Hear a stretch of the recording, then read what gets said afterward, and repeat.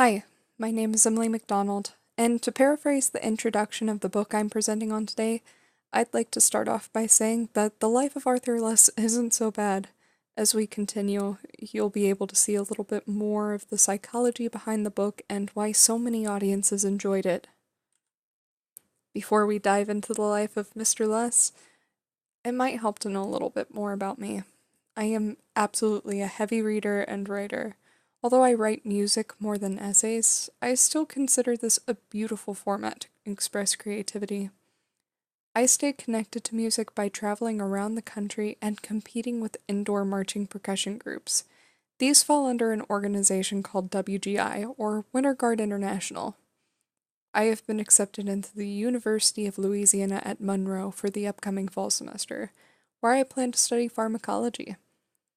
I'm a regular volunteer with several local organizations. This helps me to maintain my quest for constant self improvement. I firmly believe that with hard work and optimism, happiness can and will come around eventually.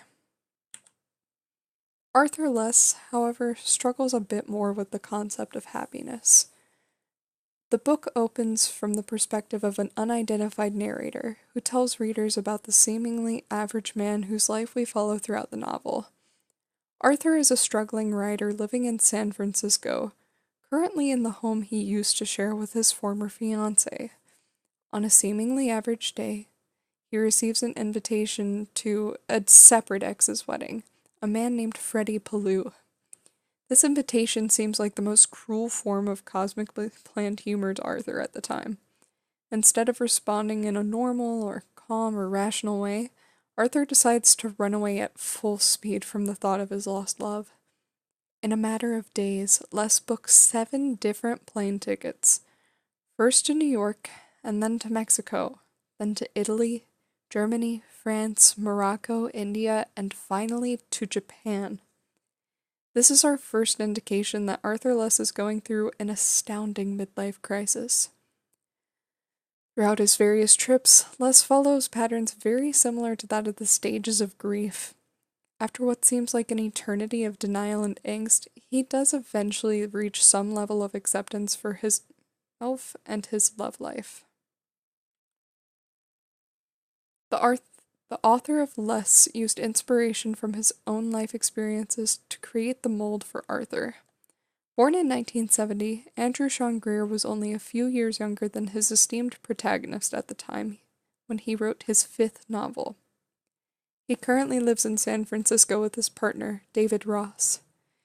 His writing career started during his time at Brown University and took off when he graduated from the University of Montana and started writing short stories. He wrote them for publications such as The New Yorker, Esquire, and the Paris Review. He also taught small classes at several universities, including his semester-long seminar in Berlin, which consequently inspired the 4th chapter of his book, titled Less Germany, where Arthur also taught a class on creative writing. Greer seems to base Arthur Less off a possible version of his future self. That is, if he never found the levels of success he eventually reached following the publication of this very novel. In one interview with PBS, he describes how writing is a job that must be done every single day of his life, even if the circumstances aren't ideal. The primary difference between Greer and Less is that Greer didn't let any obstacle stop him from writing.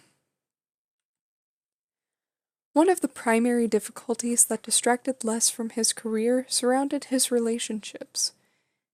Because this character was born in the 1950s, Arthur Less is in his early 20s when the HIV and AIDS epidemics hits the US.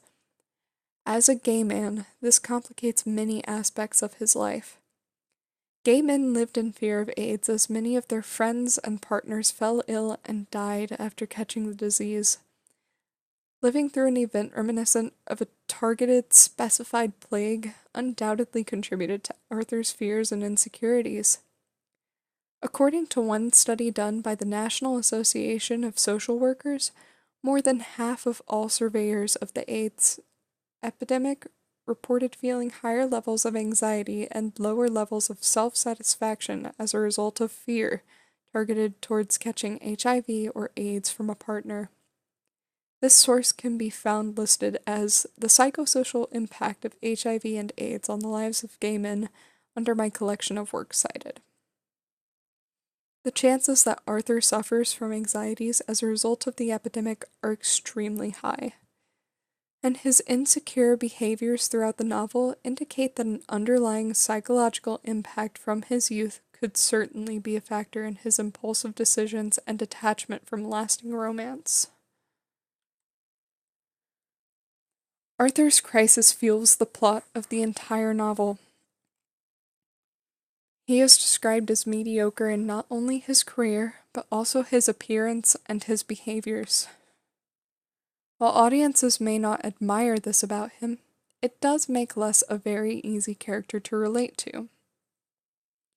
Younger audiences can relate to his immaturity and uncertainty of the world around him.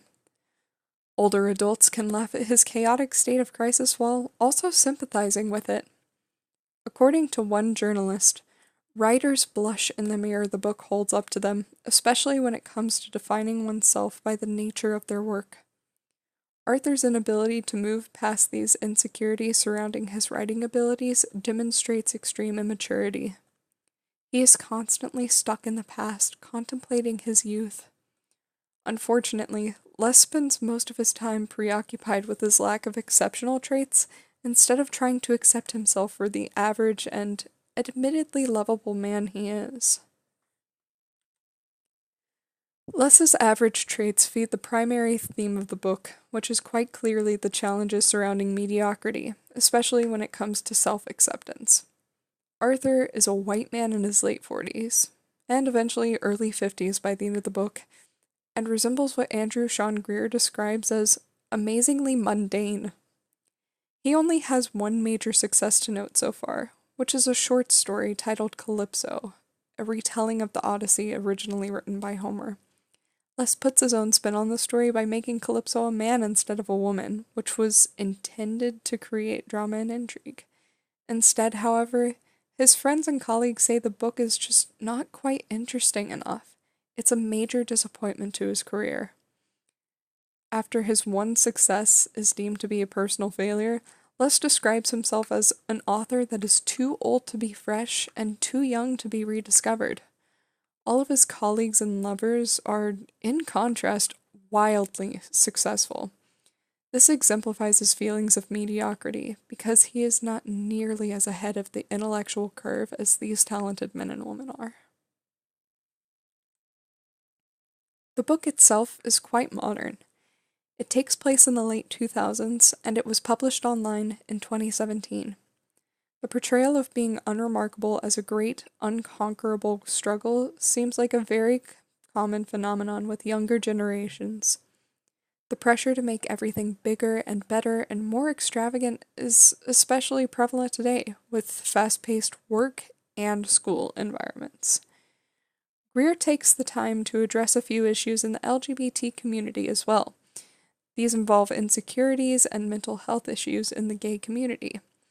He sets a healthy example by showing Arthur taking on his obstacles as a gay man and finding ways to cope with all of his issues in the final chapter of his story. Although the angst seems more glaringly obvious, the healthy resolution is still there. Overall, the language in this book is beautiful. Greer does an amazing job at painting the scenery in a beautiful light, regardless of Arthur's chaotic view of the world. Some of my interpretations of Arthur's mediocrity differed from the people in my family who also chose to read the book along with me, but I took into account the countless perspectives regarding Arthur's growth.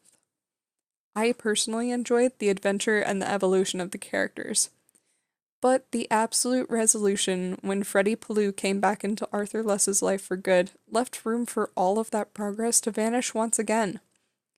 With the possibility for romance back in Arthur's life, it's now incredibly easy for angst to take over again.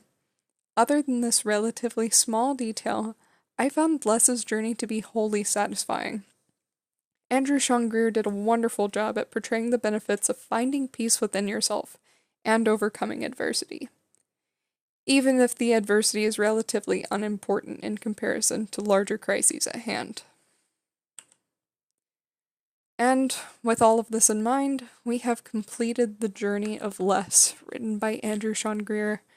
I appreciate you following Arthur's story with me, and I hope that you enjoyed it as much as I did.